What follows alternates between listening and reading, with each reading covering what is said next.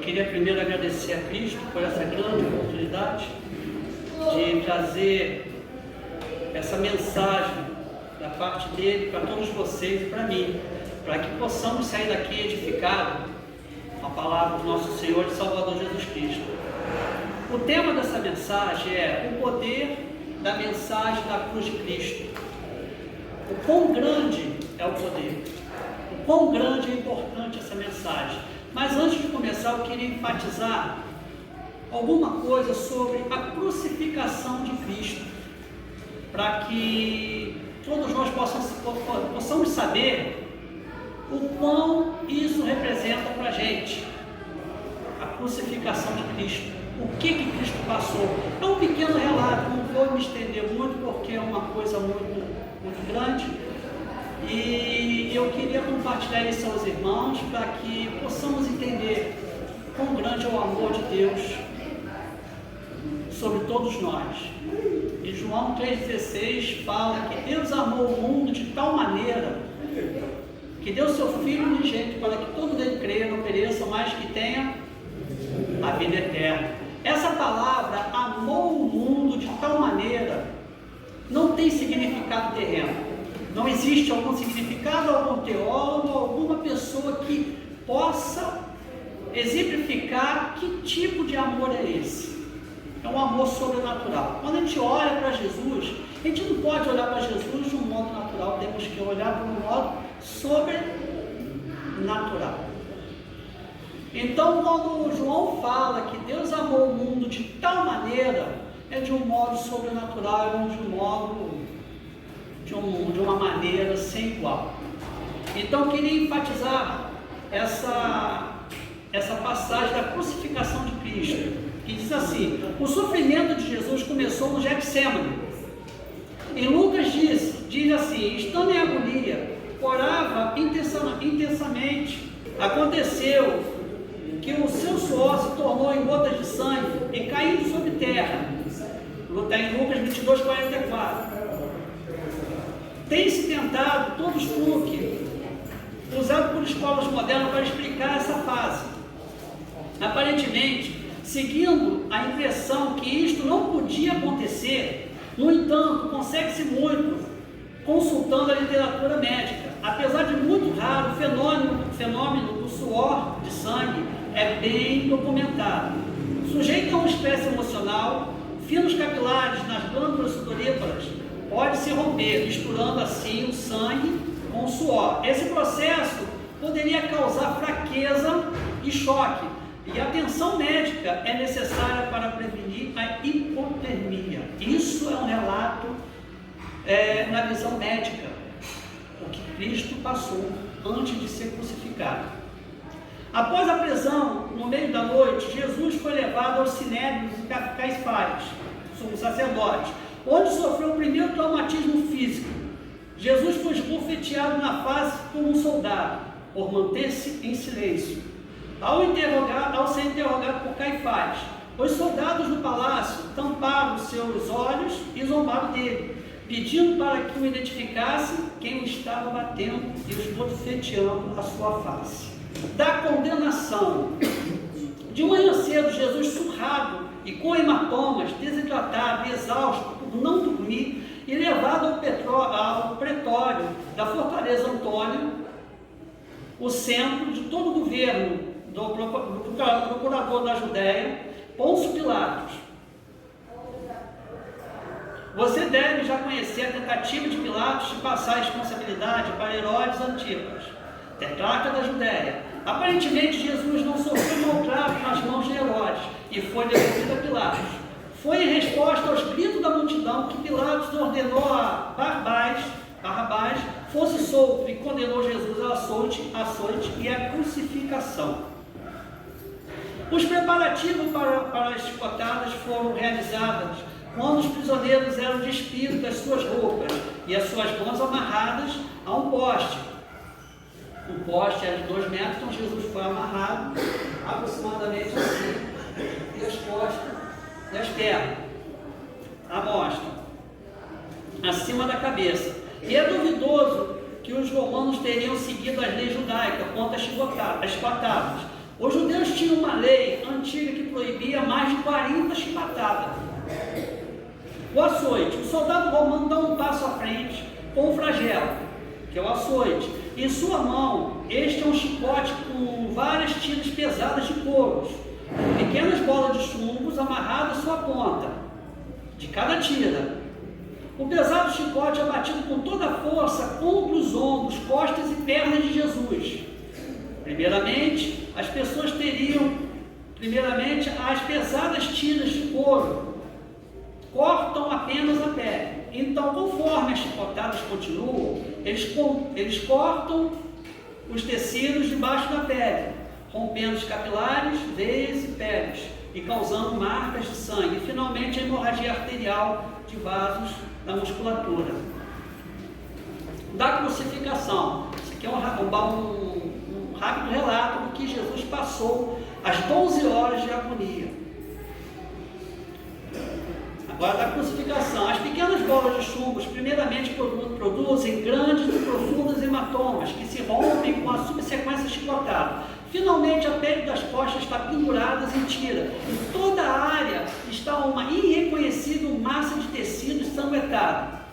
Quando é determinado pelo centurião responsável que o prisioneiro está à beira da morte, então o espancamento é encerrado.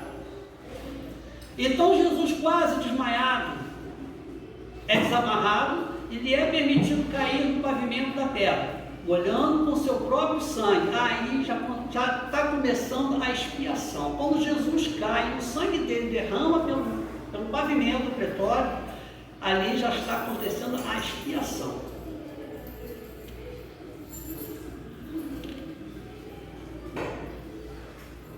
Da cruz. Em respeito ao costume judeus, os romanos devolvem a roupa de Jesus. A pesada barra horizontal da cruz é amarrada sobre os seus ombros, e a procissão de Cristo, quando Cristo condenado, começa. 2 ladrões e o destacamento de soldados romanos para a execução, encabeçados por um centurião. Começa a vagarosa jornada até o Gólgota. Apesar dos esforços de andar em pé, o peso da madeira, somado ao choque produzido pelas grandes perdas de sangue, é demais para ele. Ele tropeça e cai. As lascas de madeira ásperas rasgam a sua pele dilacerada e os músculos de seus ombros. E ele tenta se levantar, mas os músculos humanos já chegaram ao seu limite. O centurião, ansioso para realizar a crucificação, escolhe um observador norte-africano, que é chamado Simão, Cirineu, para carregar a cruz. Jesus segue ainda ensanguentado, com suor frio e choque. A jornada, mais de 800 metros da Fortaleza Antônia, até o Gólgota, então é completada. O prisioneiro é vestido, exceto por um pedaço de pano que era permitido aos judeus. Isso aqui que eu estou falando, que eu fiz a base para começar a pregação, foi um relato médico. Um médico chamado Jim Bishop, que ele queria entender o que passou, o que Jesus passou na crucificação, porque muitos falam e a gente não tem a mínima ideia do que Jesus passou, o que Jesus fez, o que Jesus proporcionou a todos nós. E é importante a gente saber o que Jesus fez. O poder da mensagem da cruz de Cristo é a certeza da vitória. O poder da mensagem de Cristo é a certeza da conquista. O poder da mensagem de Cristo é a certeza que Deus sempre vai estar do nosso lado. É a certeza. Cristo morreu e ressuscitou para isso. E nós temos que glorificar a cada momento o nome do nosso Senhor e Salvador Jesus Cristo. Queria convidar os irmãos para abrir a Bíblia em 1 Coríntios, capítulo 1, do versículo 18 e 19. E queria pedir um irmão abençoado, lesse. Porque a palavra da cruz é loucura para os que perecem, mas para nós que somos salvos é o poder de Deus. Porque está escrito: destruirei a sabedoria dos sábios e aniquilarei a inteligência dos inteligentes. tremendo isso que Paulo fala aos Coríntios. Porque a palavra da cruz é loucura para os que perecem, mas para nós que somos salvos é o poder de Deus. Entender o que Cristo passou na cruz é o poder de Deus. Quando nós conseguimos entender, conseguimos compreender o que Cristo passou na cruz de Calvário, começamos a dar valor ao que Cristo passou por nós. Então começamos a entender o que é o amor de Deus. Aquele amor que o João fala, e amou o mundo de tal maneira. Esse é o mistério de Deus, irmão. A mensagem cristã eficaz é aquela que tem a cruz de Cristo como mensagem central. E a autoridade e o poder do Espírito Santo como fundamento para a salvação. O apóstolo Paulo destaca 3 verdades fundamentais sobre esse assunto. A primeira verdade, a insignificância da sabedoria humana na comunicação. A segunda verdade, a recepção da mensagem de Cristo. E a terceira verdade, o sublime efeito da revelação da cruz de Cristo nas pessoas. A primeira, a insignificância da sabedoria humana na comunicação. Quanto mais fala que entende, menos se entende. Porque para entender a mensagem de Deus é só pelo espiritual. Não adianta ter estudos se você não tem o espírito compreendedor de Deus para poder entender os mistérios de Deus. A segunda, a recepção da mensagem de Cristo. Como que você está recebendo essa mensagem? Como que você está ouvindo essa mensagem? Você está compreendendo a mensagem que está sendo falada? É a recepção da mensagem. E o sublime efeito da revelação da cruz de Cristo. Quando você consegue entender, você começa a se converter. Começa a fazer, oh Deus maravilhoso, oh Deus tremendo, oh Deus de salvação, Deus de graça, Deus de misericórdia. Então nós começamos a entender esse efeito. Com base nessa verdade, podemos refletir qual é a genuína mensagem de Cristo, segundo a Bíblia. Infelizmente, alguns líderes e pastores não estão realmente a serviço da verdade segundo a palavra de Deus, ou estão no serviço da mentira, da soberba e da ganância. Será esse os falsos profetas? Você vai na igreja? A igreja para mim é como um centro de tratamento.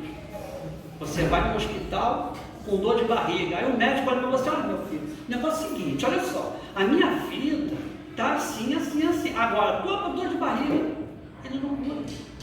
Você sai de lá não só com dor de barriga, sai com dor de barriga, dor de cabeça, dor de garganta, uma porção de coisa. Quando você vai para a igreja, o assunto é só um: Cristo. Cristo salva, Cristo liberta, Cristo cura. Se Cristo não estiver no centro da igreja, irmão, saia da igreja, porque essa igreja não faz parte do céu. A mensagem da cruz, ela é dura. A mensagem da cruz, ela não é fácil. Quando a gente entende a mensagem da cruz, a gente fala, será que eu estou pronto para receber a mensagem da cruz? Eu estou pronto para poder entender o que Cristo quer me revelar de mistério?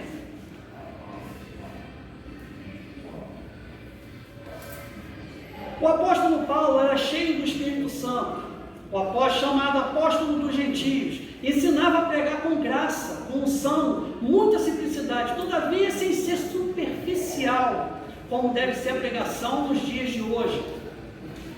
A verdadeira pregação tem que estar centrada unicamente em Cristo, na sua morte, na cruz e na ressurreição.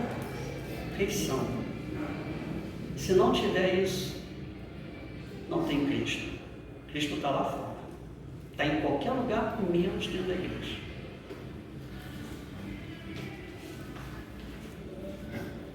Ser cheio do Espírito Santo significa literalmente perder o controle da sua vida. Vou explicar. Aquele que é cheio do Espírito Santo já não tem qualquer controle da sua vida. Por quê? já não decide segundo a sua vontade, mas segundo a vontade do Espírito Santo de Deus. Olha que lindo. Já não vai mais para onde quer, mas para onde o Espírito direciona, onde o Espírito manda. Já não confia em si mesmo, mas toda a sua confiança está no Espírito Santo de Deus. Já não se controla, mas está sob o controle do Espírito Santo de Deus, em Jesus Cristo. Nossa vida tem que ser pautada assim. Gálatas 2:20. Paulo vai falar assim: já estou crucificado com Cristo, e vivo, não mais eu, mas Cristo vive em mim. E a vida que vivo na carne, vivo pela fé do Filho de Deus, ao qual me amou e se entregou por si mesmo por mim. O apóstolo Paulo dá ênfase a toda a graça e misericórdia de Cristo. Ele olha para a cruz e fala: ali jaz os meus pecados. Eu morri para Cristo, agora eu ressuscitei pelo Espírito Santo de Deus. Jesus é o princípio, o meio e a eterna pregação cristã. Não há como pregar um evangelho autêntico sem falar de Cristo. Não tem como. Cristo tem que estar sempre no meio da pregação. A minha vida interessa para quem? Interessa para os irmãos. O que passa comigo é comigo, não com os irmãos. Aqui dentro da igreja tem que falar do médico dos médicos. E quem é os médicos dos médicos? Jesus Cristo. É Ele que cura, é Ele que salva, é Ele que liberta. É Ele quem vocês têm que procurar. Eu, pastor, e quem esteja aqui, somos só aquele que te mostra o caminho.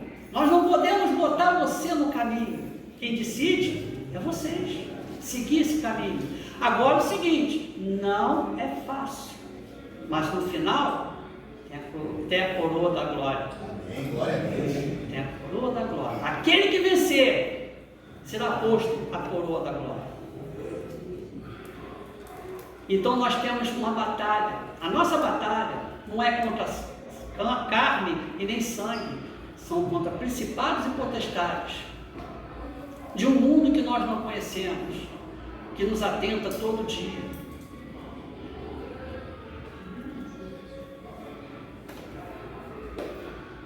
Mas no final, qual é o sentido da cruz de Cristo? Qual a mensagem da cruz? A mensagem da cruz que o apóstolo Paulo se refere é o símbolo da obra redentora de Cristo, mediante a sua morte substitutiva no Calvário. Não se trata de uma cruz qualquer, mas a cruz de Cristo. Filipenses 3:18, capítulo 3, versículo 18, diz assim: porque muitos há, do que quais muitas vezes vos disse, e agora também digo, chorando, que são inimigos da cruz de Cristo. Ou seja, existe hoje muitas pessoas que são inimigos da cruz de Cristo. Nós temos que ter um discernimento para saber quem são esses inimigos.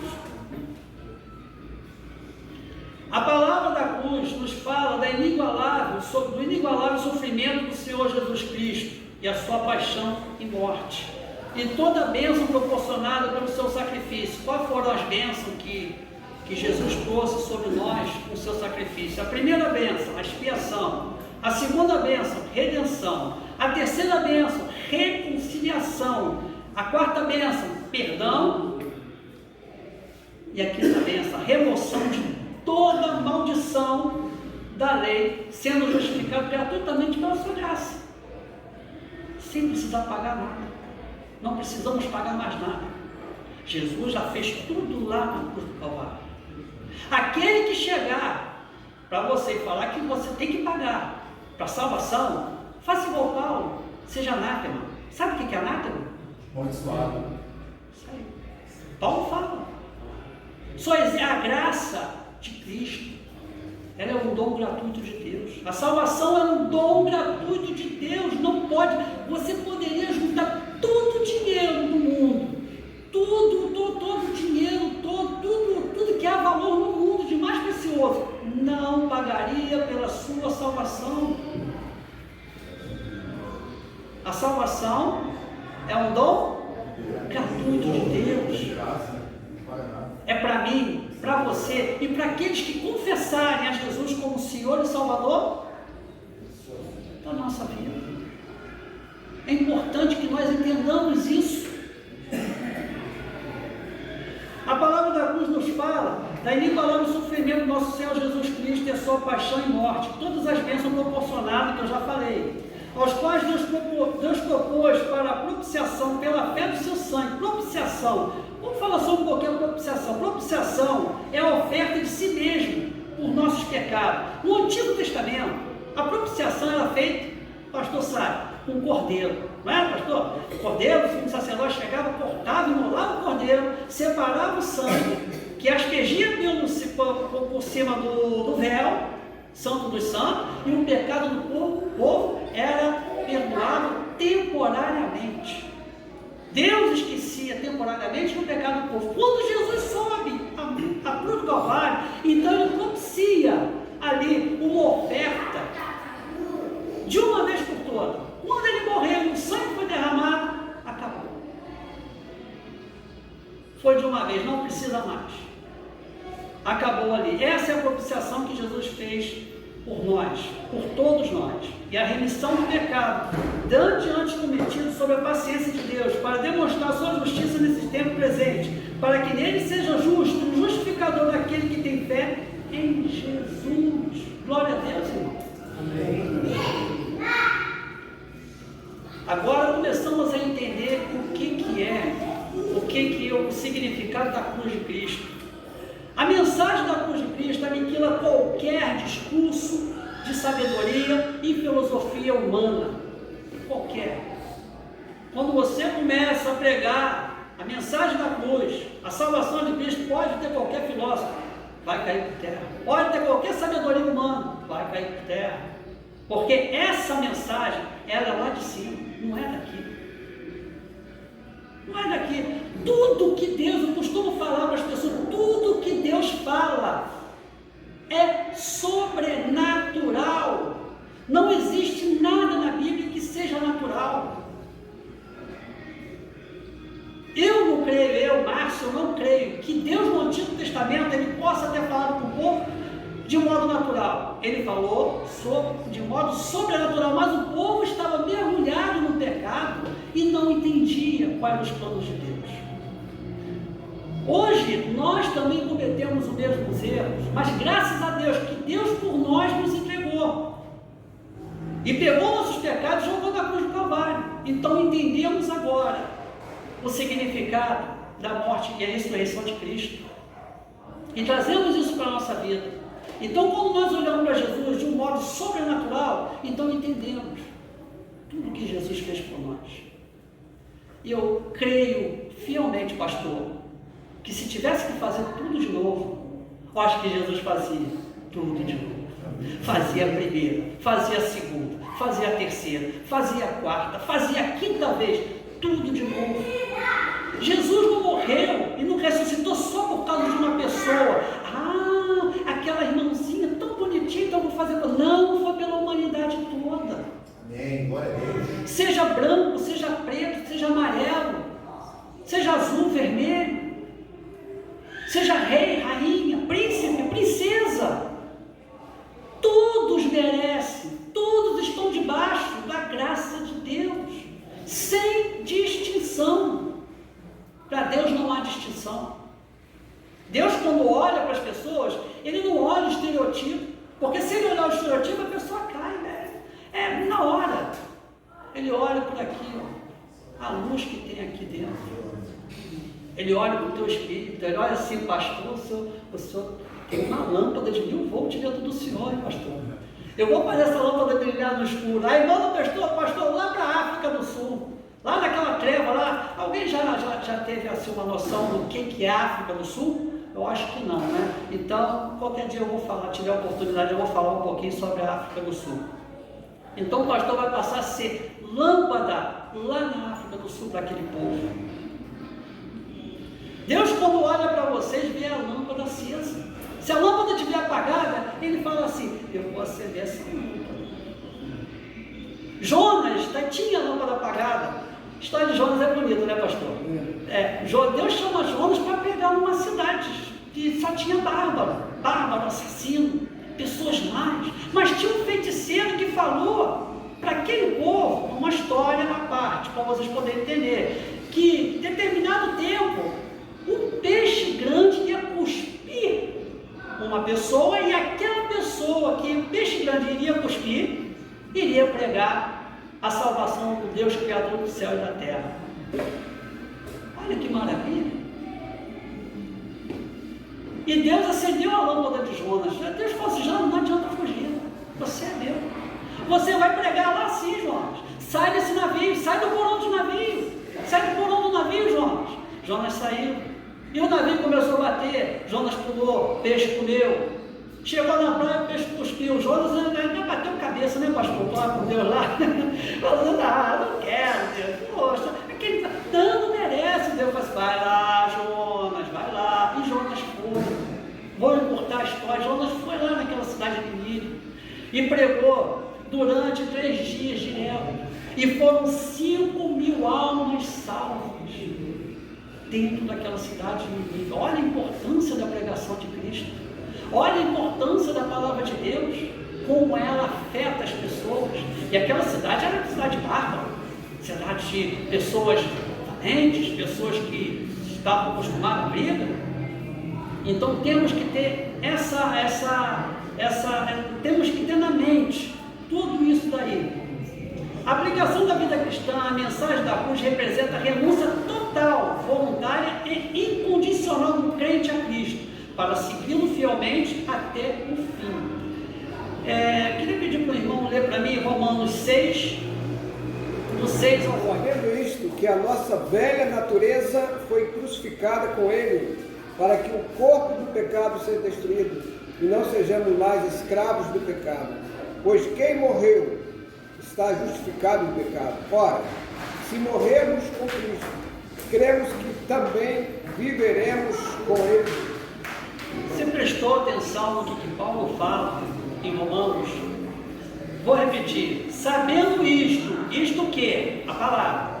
Que nosso homem velho foi com ele crucificado. Ou seja, nós somos uma nova criatura. Para que o corpo do pecado seja desfeito. Ou seja, nosso pecado foi desfeito lá na cruz do Calvário. Cruz da maldição. Para que não servamos mais ao pecado. Porque aquele que está morto está justificado pelo pecado. Entende agora o que é justificação? O que Cristo fez na cruz? Olha só que lindo que Cristo fez na cruz. Cristo justificou todos nós na cruz do Calvário. Então temos que andar segundo a palavra de Deus. Explicar bem claro. Ora, se já morremos com Cristo, cremos também que com Ele viveremos. Nossa velha natureza morreu lá na cruz do Calvário. Quando nós confessamos a Jesus Cristo, Senhor Jesus, confesso o Senhor como o meu único Salvador da minha vida, então nossa velha natureza, Jesus pega a nossa velha natureza e joga lá na cruz do Calvário. Então nós nos tornamos uma nova criatura. Nós nascemos de novo, mas o nascimento é interno. Não é nascimento externo, vai fazer como o Nicodemos, que não entendia qual era o nascimento, o nascimento que Jesus estava falando, que é necessário nascer de novo, nascer do Espírito. Ele não entendia como que um homem velho pode entrar de novo na madre da sua mãe e nascer. Aí Jesus fala, não entende as coisas espirituais, porque você não faz parte do Espírito. As coisas espirituais se discernem pelo Espírito, e as coisas materiais pelas materiais. Então, se nós começarmos a pensar em Cristo lá em cima, então vamos ver a glória de Cristo em nossa vida. A verdadeira e autêntica pregação bíblica gera fé. Romanos 1,17 fala assim, que a fé é pelo ouvir e ouvir a palavra de Deus. Logo, a palavra é a fonte de água viva. Lembra quando Jesus falou que ele era a fonte de água viva? E todos que bebessem nele? Amém. que origina a fé salvadora. Porém, para que a fé seja gerada, e nós que ouvimos a palavra, é necessário que a exposição da palavra de Deus seja concentrada unicamente em Jesus Cristo. O nosso Salvador é o autor consumador da nossa fé. Hebreus 12, 2. Olhando firmemente para o autor e consumador da fé, Jesus, o qual, em troca da alegria que lhe estava proposta, suportou a cruz, sem se importar com a vergonha, e agora está sentado à direita do trono de Deus. Pastor, podia repetir de novo, bem devagarinho, para a gente poder entender o que Paulo estava falando em Hebreus? Olhando firmemente para o autor e consumador da fé, Jesus, o qual, em troca da alegria que estava proposta, suportou a cruz, sem se importar com a vergonha, e agora está sentado à direita do trono de Deus. Vocês entenderam o que o apóstolo Paulo está falando aqui? Vocês compreenderam? Olhando para Jesus, olha, eu estou olhando para Jesus, eu não estou olhando para Jesus de um modo natural. Você não olha para Jesus de um modo natural. Esquece aquele Jesus, aquelas figuras todas que tem aí. Não, esquece aquilo. Aquilo dali não existe. Nós temos que condicionar nossos olhos a um Jesus sobrenatural. Paulo fala assim, olhando para Jesus, o autor e consumador da minha fé, autor e consumador, aquele que consumou todo o sacrifício vicário lá na cruz, e autor da minha fé, porque foi ele que acresceu a minha fé, o qual, pela alegria que lhe estava proposto. Poxa, irmão, vamos parar para pensar. Alegria, Jesus estava alegre e propôs isso dele. Olha só, cara.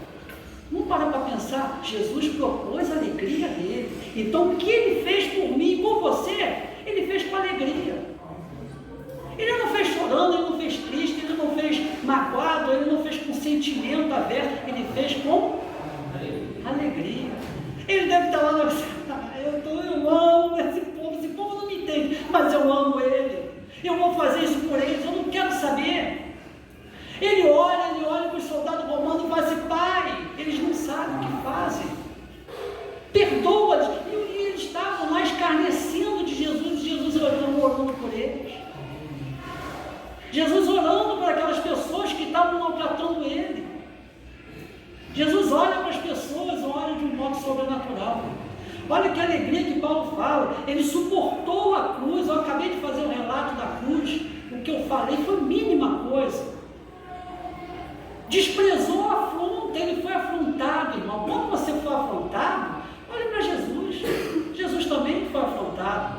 Quando chegar lá no céu, aí Deus vai falar assim, irmão, você não perdoou o irmão, por quê? Porque ele me afrontou. Eu falei assim, mas eu também fui afrontado, irmão, e aí? Tem que perdoar, irmão. Afrontado, e assentou-se à destra do trono de Deus, tomou o seu lugar de novo. Não há conversão sem a fé em Cristo. Lembramos que a fé vem pelo ouvir e ouvir a palavra de Deus. Quero concluir essa mensagem, que venhamos aprender que a mensagem da cruz de Cristo supera todas as capacidades, todas as dificuldades humanas, em palavras e sabedoria, e em todos os tempos, lugares e assuntos. Nossa fé não está fundamentada na eloquência humana, e sim no poder, sabedoria de Deus, que é revelada através da obra vicária de Cristo e Redentor do nosso Salvador, Jesus Cristo. Devemos, pois, ter ampla e profunda comunhão com o Espírito Santo, a fim de que possamos compreender a misericórdia de Deus e sua maravilhosa bondade e agradável vontade. Queria encerrar essa mensagem com Colossenses, lendo Colossenses 1, do 27 ao 29. Diz assim, aos quais Deus quis fazer conhecer quais são as riquezas da glória desse mistério entre os gentios, que é Cristo em vós, esperança da glória, a quem anunciamos, a demonstramos, ou seja, nós aconselhamos a todo homem, ensinando a todos os homens em toda sabedoria, para que apresentemos todo o homem perfeito em Jesus Cristo.